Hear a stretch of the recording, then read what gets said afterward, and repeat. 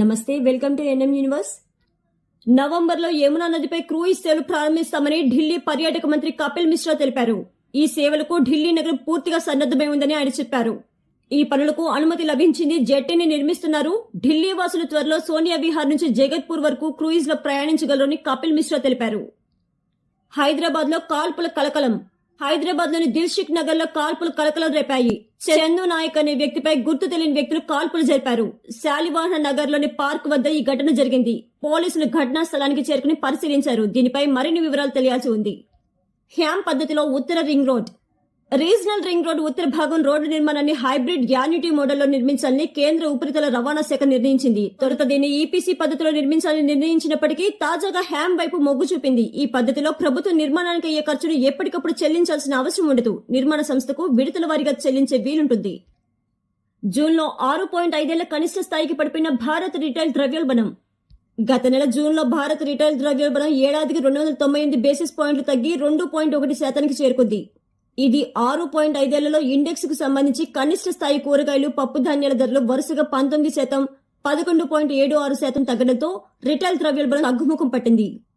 తెలంగాణ, ఆంధ్రప్రదేశ్ రాష్ట్రాల్లో వరుసగా -0.93%, 0% రేటుతో అత్యల్ప ద్రవ్యోల్బణం నమోదైంది. స్థానిక సంస్థల ఎన్నికలకు మొదటి దశ కసరత్తు పూర్తి. రాష్ట్రంలో 566 జెడ్పీటీసీ, ఎంపీపీ స్థానాలు ఉన్నట్లుగా అధికారులు తేల్చారు. అటు ఎంపీటీసీ స్థానాల సంఖ్య 5774గా ఖరారైంది. ప్రభుత్వం బీసీ రిజర్వేషన్లపై స్పష్టత ఇవ్వగానే వాటిని పంచాయతీరాజ్ శాఖకు ఖరారు చేయనుంది. అనంతరం ఆ వివరాలను ఎన్నికల కమిషన్ కు అందించనుంది. దీంతో ప్రభుత్వం వైపు నుంచి ఎన్నికల ప్రక్రియ పూర్తి కానుంది. ఆ తర్వాత ఎన్నికలకు కమిషన్ ఏర్పాటు చేయనుంది. ఒంటిమిట్టలో ఆగస్టు నుంచి తిరుమల తరహాలో అన్నదానం.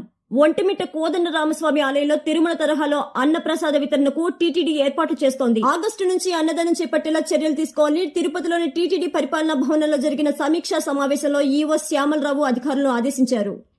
ఇంజనీరింగ్, అన్నప్రసాద విభాగాలు సమన్వయంతో అన్నప్రసాద వితరణకు అవసరమైన ఏర్పాట్లు చేసుకోవాలని సూచించారు.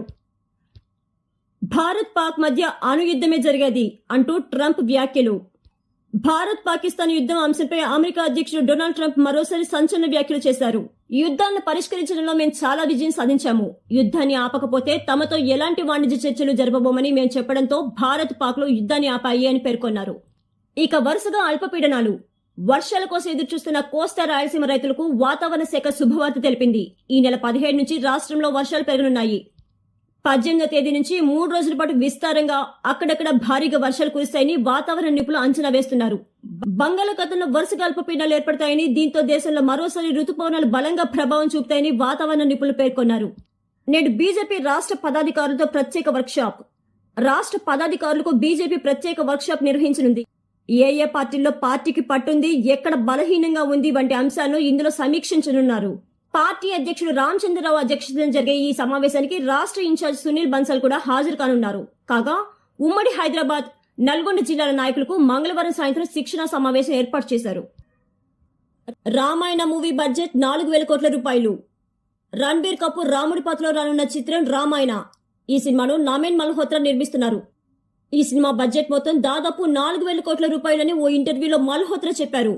బాలీవుడ్ లో నిర్మించిన అత్యంత ఖరీదైన సినిమాగా రామాయణ కొత్త చరిత్ర సృష్టిస్తుందని ఆయన పేర్కొన్నారు. విమానాశ్రయాల సమీపంలో ఇళ్లకు యమ గిరాకీ.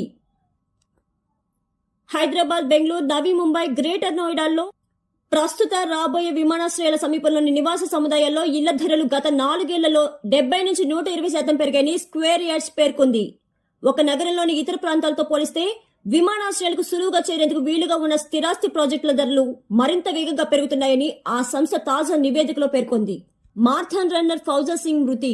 ప్రపంచంలోనే వృద్ధ మార్థాన్ రన్నర్ ఫౌజా సింగ్ 114 సంవత్సరాలు కాగా రోడ్డు ప్రమాదంలో మరణించారు. జలంధర్ పఠాన్కోట్ హైవేపై రోడ్డు దాటుతుండగా ఆయన్ను ఓ కారు ఢీకొట్టడంతో మృతి చెందారు. ఫౌజా సింగ్ 1911 ఏప్రిల్ 1న జలంధర్లో జన్మించారు. 1992లో తన భార్య జియాన్ కౌర్ మరణించిన తర్వాత కుమారుడితో పాటు ఇంగ్లాండ్ వెళ్లారు. లండన్, టొరంటో, న్యూయార్క్ మారథాన్లో పాల్గొన్నారు. టొరంటో మారథాన్ను 5 గంటల 44 నిమిషాల 4 సెకండ్లలో పూర్తి చేశారు. నేడు ఎలన్ మస్క్ ఇండియాకు రాక. ప్రముఖ ఎలక్ట్రికల్ కార్ల తయారీ సంస్థ టెస్లా ఇవాళ ముంబైలోని బాంద్రా కుర్లాలో తొలి షోరూం ప్రారంభించనుంది. దీనిని ప్రారంభించేందుకు ఆ సంస్థ అధినేత ఎలన్ మస్క్ ముంబైకి వస్తారా లేదా అనే దానిపై సస్పెన్స్ నెలకొంది. మరోవైపు వీడియో సందేశం ఇస్తారని తెలుస్తోంది. టెస్లా వై మోడల్ కార్లను షోరూమ్ లో డిస్ప్లే చేస్తారు. దీని ధర 60 లక్షల నుంచి 70 లక్షల వరకు ఉండొచ్చని అంచనా.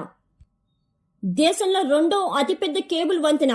దేశంలో కర్ణాటకలో అతిపెద్ద కేబుల్ వంతెనను కేంద్ర మంత్రి నితిన్ గడ్కరీ ప్రారంభించారు. శివమొగ్గ జిల్లా సిగందూరు సమీపాన శరావతి వెనుక జలాల మీద 473 కోట్లతో ఈ వంతెన నిర్మించి 6 దశాబ్దాల స్థానికుల కలను సాకారం చేశామని ఆయన పేర్కొన్నారు.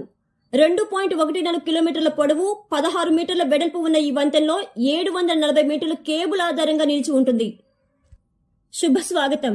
రోదసీలో 18 రోజులు గడిపి మానవాళికి ప్రయోజనం కలిగించే అనేక ప్రయోగాలను విజయవంతంగా నిర్వహించిన భారత వ్యోమగామి శుభాంశు శుక్లా మంగళవారం భూమికి తిరిగి రానున్నారు. ఆయన యాక్సియం 4 మిషన్ లో భాగంగా ఉన్న మరో 3 వ్యోమగాములు 22.5 గంటల ప్రయాణం చేయనున్నారు. తర్వాత భారత కాలమానం ప్రకారం మంగళవారం మధ్యాహ్నం 3 గంటల 1 నిమిషానికి అమెరికాలోని కాలిఫోర్నియా తీరానికి చేరువలో సాగరంపై ఈ వ్యోమనౌక దిగుతుంది.